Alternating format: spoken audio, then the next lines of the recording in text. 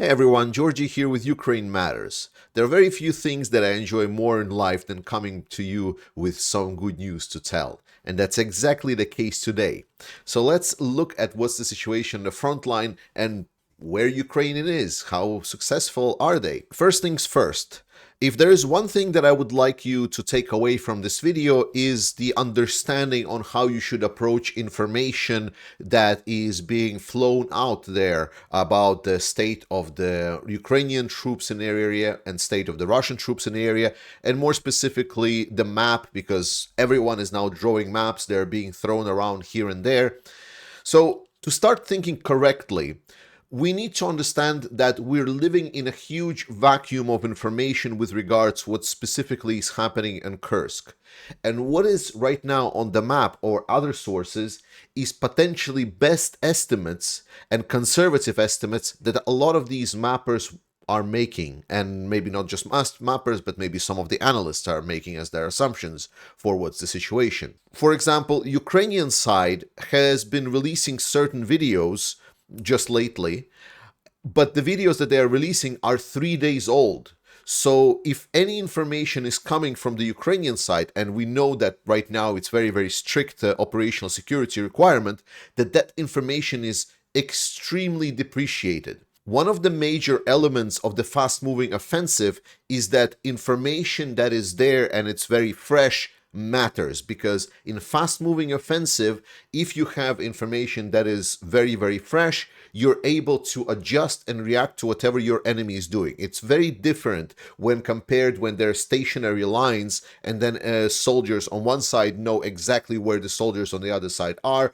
and vice versa. Secondly, on the Russian side, at first the response was very chaotic, and there was a lot of messages that were delivered live to the different Telegram channels or different updates about the situation in the area.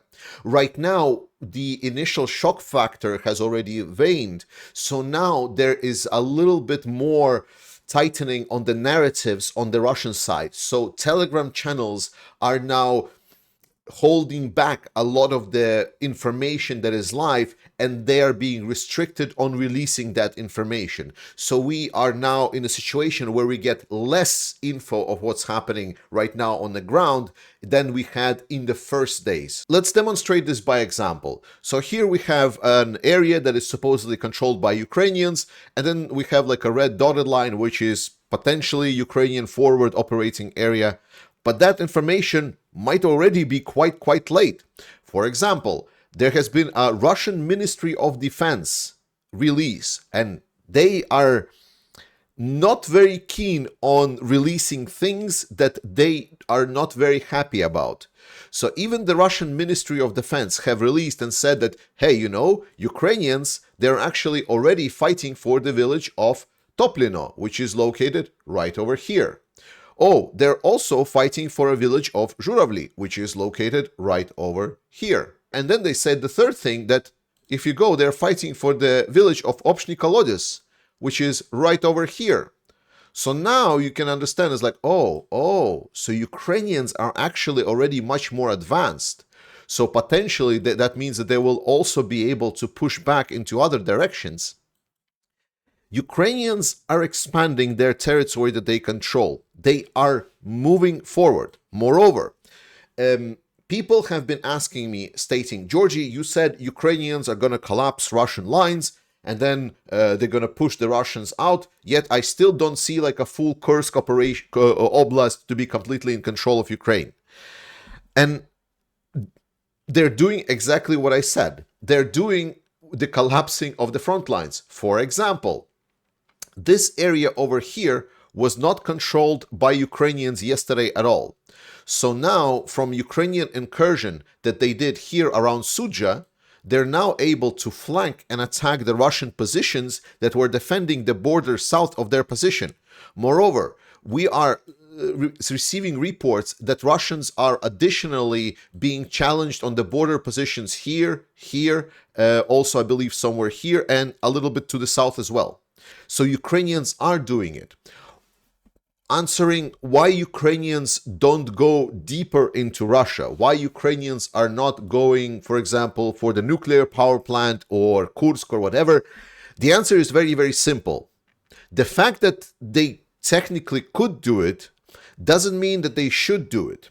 And to answer if they should do it is to see the planning and operations of what Ukrainians have planned versus what they have achieved versus what's the actual result of the ground. So when people say Ukrainians didn't collapse Russians in Kursk, what the answer to me is that potentially this was never the plan. And I think the best person that was answering this, I recently was finally able to read some of the analysts, is a person by the name of Konstantin Moshevets, which is a Ukrainian analyst, military analyst. And he stated that it's very crucial to important that for 2024, Ukrainians are operating in a defensive paradigm. Ukrainians are not saturated yet with weapons. Ukrainians are not saturated comparatively with Russians with bigger manpower resources. They are still operating and planning the operation in a defensive paradigm. So the fact that they didn't collapse the whole Kursk region and didn't capture it doesn't say that they will not do it.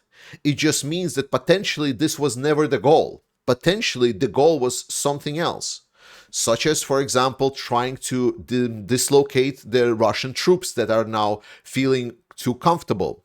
The Vyskovy Vyshun analysts are kind of painting a picture of what the force participation in the area is. And it's important to know these guys, they're counting the maximal number of troops. So they're not counting how damaged the troops are. So they're stating that in the northern region area where Ukrainians are right now operating, so they're counting everything up until the Belarus. So it's like this, so you understand the scale. So in this area, they're stating that there is now over 70,000 troops operational on paper. And additionally, there are reports that Russia right now is relocating troops to the area, most notably from the from the Kharkiv region, but also from other parts of the region. And right now, the relocation estimates are that it's going to be from 15 to 20,000 troops more that Russia is relocating to the area. Right now, Ukrainians are operating over 35 kilometers from the breakthrough site. They are getting Russians to relocate their forces to some area where they don't have defensive positions, where they don't have fortification lines, where we see time after time, there are plenty of videos about this right now, Russian columns are being intercepted. And these troops that are now being relocated from different areas, they have been caught in transfer. They have been destroyed. What was happening in the Kupiansk after Ukrainian breakthrough in Kupiansk region, which was the Kharkiv offensive, when Ukrainians recaptured the territory. What happened is once Ukrainians took part of this area over here, then Russians started launching the counteroffensive against Ukrainians. And these counteroffensive that Russians did, they basically sent in long columns of forces that Ukrainians just saw, intercepted, and destroyed. Exactly the same things that are happening right now in the Kursk direction. Ukrainians are executing this by the book. They're not taking any chances. They are doing things very methodically, thoroughly. And despite Russians sending in the reinforcement into the area, Ukrainians have moved from one stage of the operation to another. And I think the best things that has been summarized was by Bogdan Miroshnikov, is that he was stating that in this new stage of operation, where Ukrainians have survived that initial Russian response, Ukrainians have now changed the tactics because they're now in a different scenario. They're advancing slower. So they moved the troops now to try to secure the position, but they're still fighting a disadvantage. They still have troubles pushing back Ukrainian forces. They still have issues to regaining the territory. For right now, we're not even talking how much territory Russia regained because it was none. It's mostly just Ukrainians advancing. Russians are struggling not only because they don't have fortifications in the area.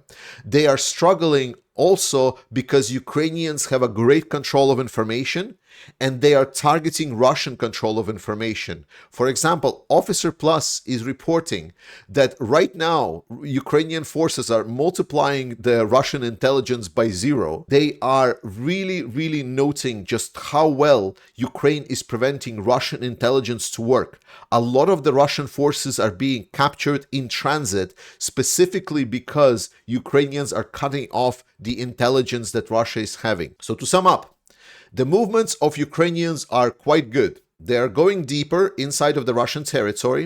In the last couple of days, I think Ukrainians were expecting that initial response from the Russian, initial pushback, and I think that stage was dealt with. So now Russia is going to start amassing troops, and that's going to be the next stage. So we're going to see Ukrainians advance further a little bit more until Russians finally kind of think that they amassed more than enough, and then they will try to counter-strike Ukrainians.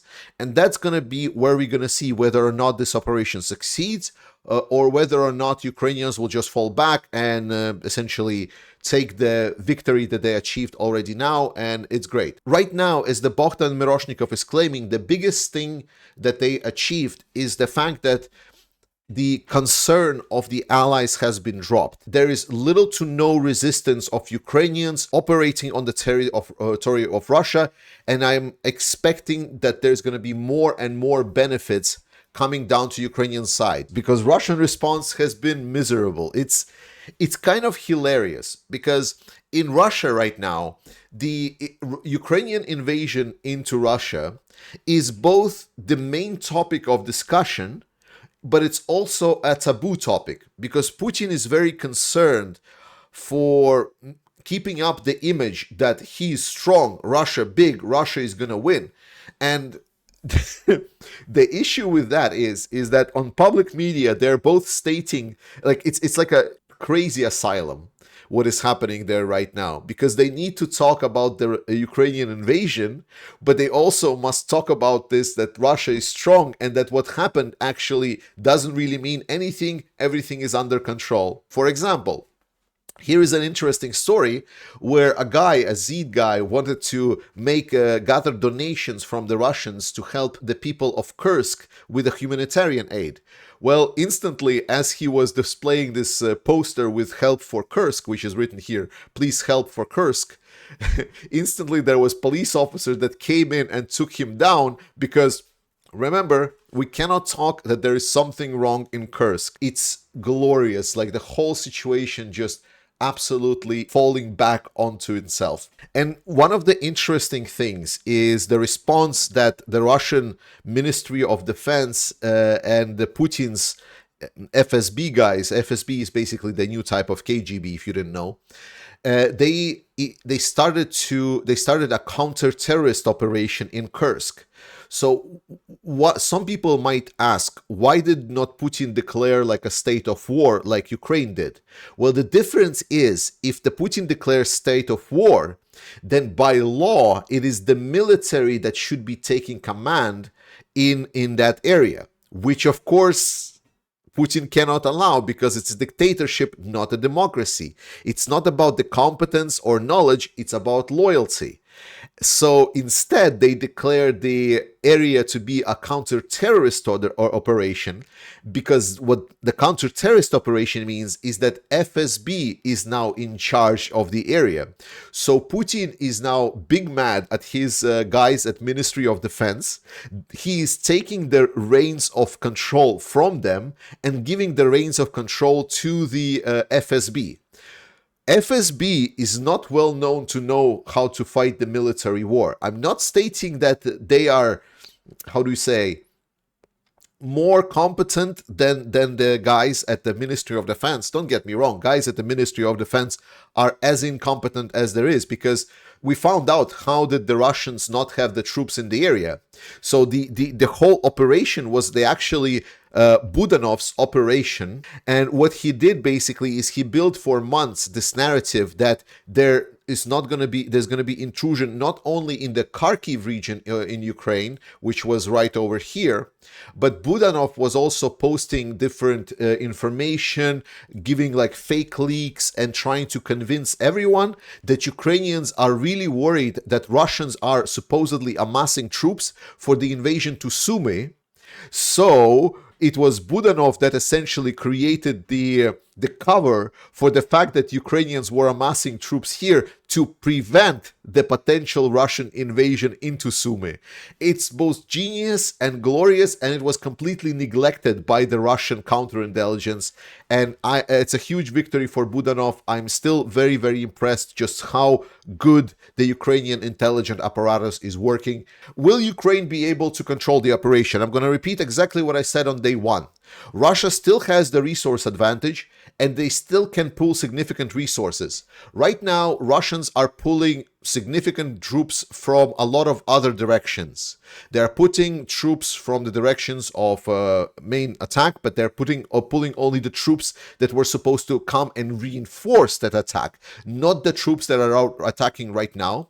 They're pulling some of the troops from the direction of Kreminna and pulling some forces from Bakhmut direction. So from these areas, definitely forces are coming out. And Ukrainians have also reported this. They have been stating that the attacks have been dying down a little bit. And here is the kicker, the main kicker that I want to make sure all of us get, is that Syrsky is known for deception. Syrsky is known for planning the operations unexpectedly. The fact that all attention is now focused on Kursk direction, and the fact that we didn't see any big operation here, I don't have any data to support this.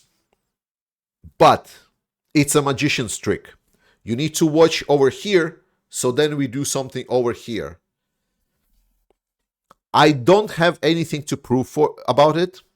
I don't have any insider knowledge. Ukrainian forces are stating that more to come.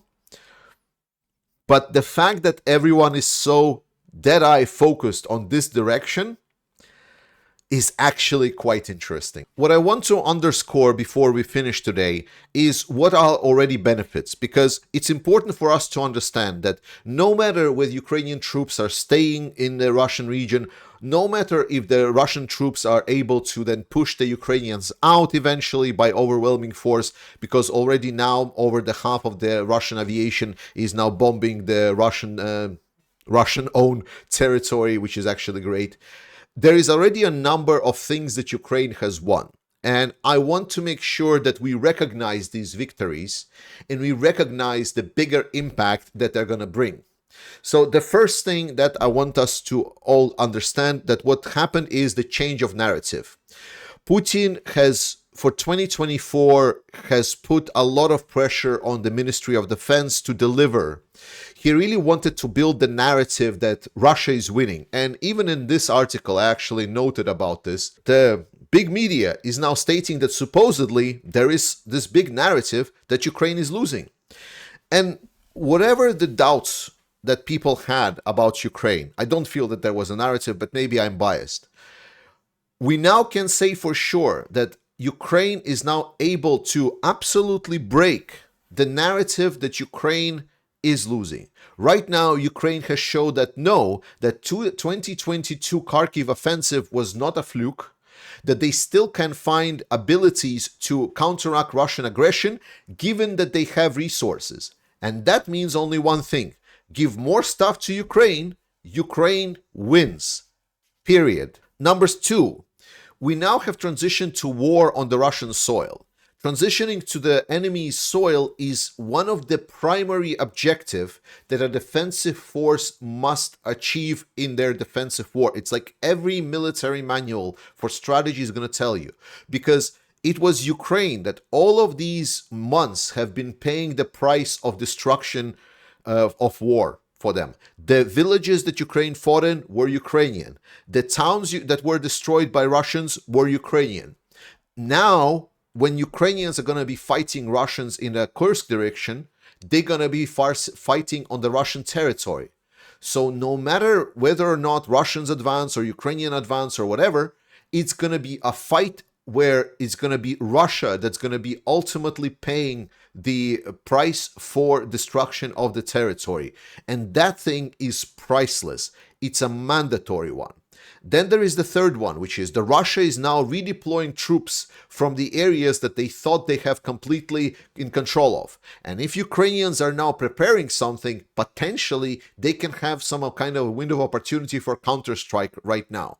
But we don't know. Again, for 2024, Ukrainians' paradigm was defense, defense, defense, defense. So it's great to see that Ukrainians, even in defense, are able to fight against Russians. Moreover, Ukrainians, as I stated before, are going to be fighting in favorable conditions right now. We've seen before when Russians tried to do fast response against the Ukrainian attacks in Kharkiv, they were then demolished by columns. And that's exactly what we see right now. There's plenty of these messages and videos coming all around. You can go on our Discord channel to check out how the Russian columns burn and get destroyed. It's glorious. The narrative that there is some kind of a second Russian army, that they are just hiding, that there is some kind of massive major Russian reserves that were just waiting to attack Ukraine, where compared to what I was stating is that no, like as soon as the Russia trains someone, they're just instantly being sent to the front line.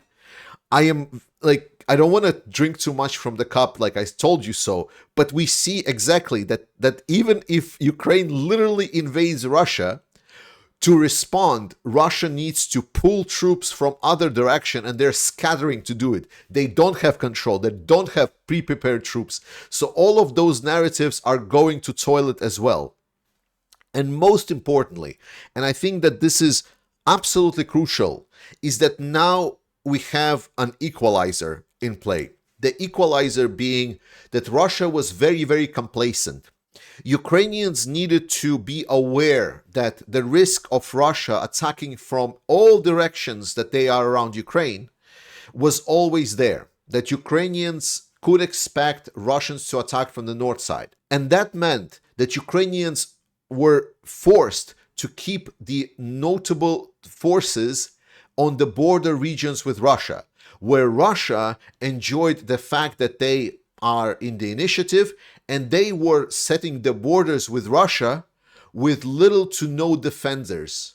So they were just complacent of sending all of their troops to the front line and therefore attacking Ukraine while not securing their borders, because they thought that Ukraine would never do an attack into the Russia. That has been now proven false.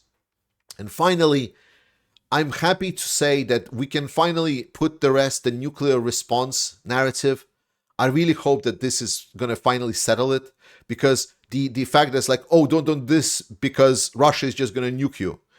I mean, Ukraine just literally invaded Russia. No one is being nuked.